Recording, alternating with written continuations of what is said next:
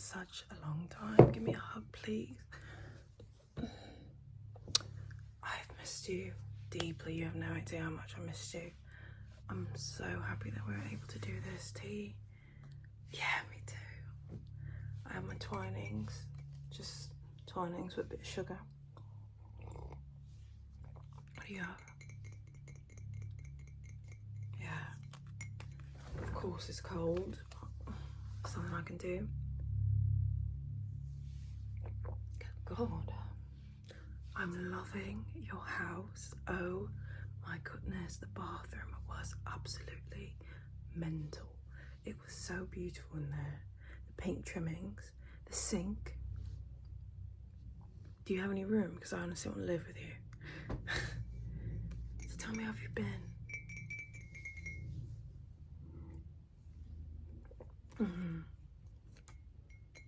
Yeah.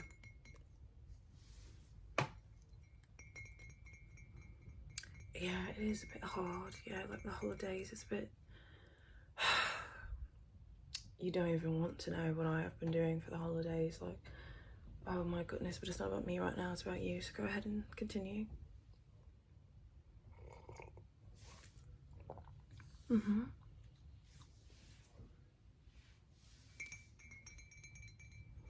Wow, really? And how much was that? Half off? Wow, that's actually really good. You might have to send that to me, love. Me? How much bloody time you have? Well, honestly, like I said before, like the holidays, even though it's Thanksgiving, like Christmas, I can't even think about because the kids want so many things, and like 5 and 6, you know them. But for some reason, they start arguing about who wants what. And I'm like, it's all right, Santa will get you what you want. Just tell mommy what you want and I'll let Santa know. And they're like rushing over each other to try to tell me what they want Santa to give them for Christmas. Of course, Phil, bless his heart, you know, he's trying to help me, but goodness, I can't even. At that rate, I just said, you know what, Santa's gonna give you both lumps of coal if you don't take your time. So then we have crying kids, and then Dad's trying to console them. I look like the bloody monster, but I'm absolutely like kids, right? Goodness gracious. And then we had to go to PTO. You weren't there. Yeah, it's all right. But we had to go to PTO, and you would not believe what's happened. You would not believe what's happened. Oh, I shouldn't say. I shouldn't. Is that yours with the TV? It's quite loud. Oh, break up. Well, you know, we all have to go through it at least once in our lives. Yeah, they're getting a bit rowdy. Yeah, it's crazy, but it's your kids, not mine. I don't want to be the bearer of bad news. I don't want to be the goose who runs off and tells the rest of the chickens, but like, what happened at PTO was absolutely crazy. So, do you know Mrs. Gids? Well, yeah, the kindergarten teacher, yeah. Apparently, what I'm about to tell you is top secret. You absolutely cannot tell anyone about this, okay? Yes, I know I'm telling you, but we're best friends and I trust you and I love you. I love you to bits, so you can't tell anyone. You have to pinky promise on it. Okay. So you know Miss Skits, yeah. So apparently during PTO, because like it was just, you know, walking down, looking at all the other classes, saying hello to their parents and all that stuff. And apparently Mrs. Skits is having an affair with one of the children's fathers.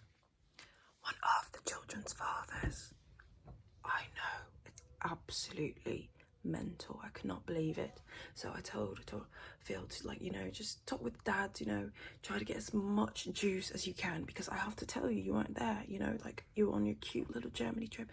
Please send me the things for that Switzerland trip. Oh my God, I would love pictures. I've been trying to get all of us, the 4 of us, on something, but you know, the kids, they just, But anyway, I'm like, Phil, please, I love you. If you love me, you're gonna go over there. You're gonna speak to the father. I forgot his name. Rodney, something like that. Like, you're gonna speak to them, talk about beer and I don't know, like soccer or something, and you're gonna get some juice, please. So he goes off of that, and I go to the bathroom because I'm just like, you know what, let me take a quick, and I see the wife crying in the stall. She left it open. I pushed it open to go use the restroom, but there was someone there. I was like, oh my god, are you alright? Catty, her name is Catty. I'm like, Catty, you're good. Are you alright? She's crying, she's using the toilet paper from the children's bathroom stall. I'm like, no, don't use that, darling. We don't know where these kids' hands have been. So I give a paper towel next to the sinks. She's crying and I'm trying to console her. I try to lock the door because obviously it's a school. There's multiple other bathrooms. There's no kids here. So basically it's all adults, excuse me. So I'm trying to console her. And I'm like, so is everything all right? Is something wrong with your kid? Is something wrong?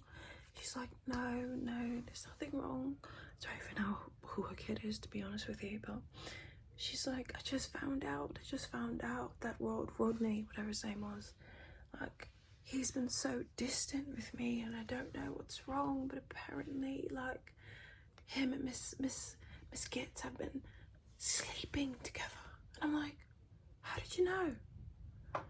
She's like, I don't know, it's something in my gut, something I feel. And us women, we listen to our intuition, like we're very beautiful, very complex beings. So I'm like, you know what, I believe you, but we need evidence.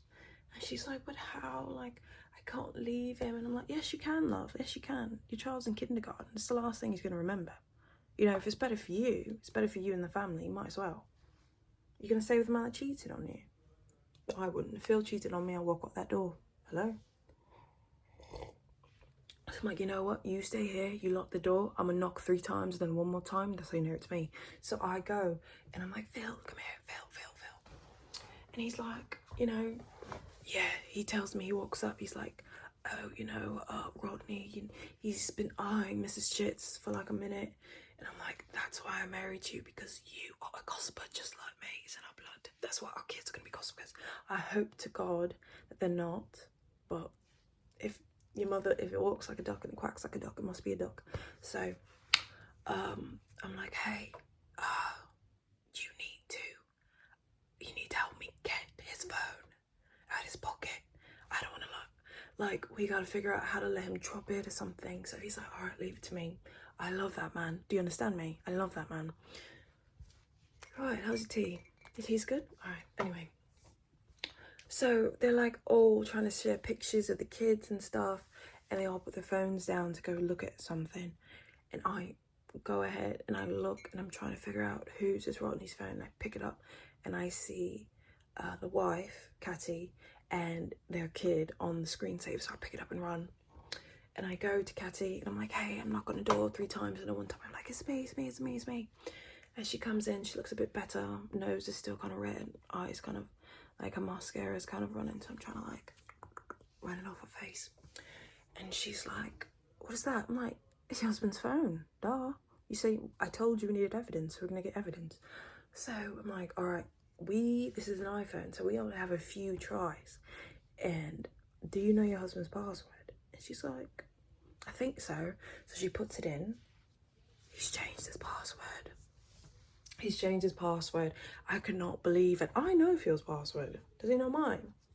That's another story. But I know his password. So I was like, all right, so we have to think about some things and try to figure it out, because for his password, it used to be her birthday.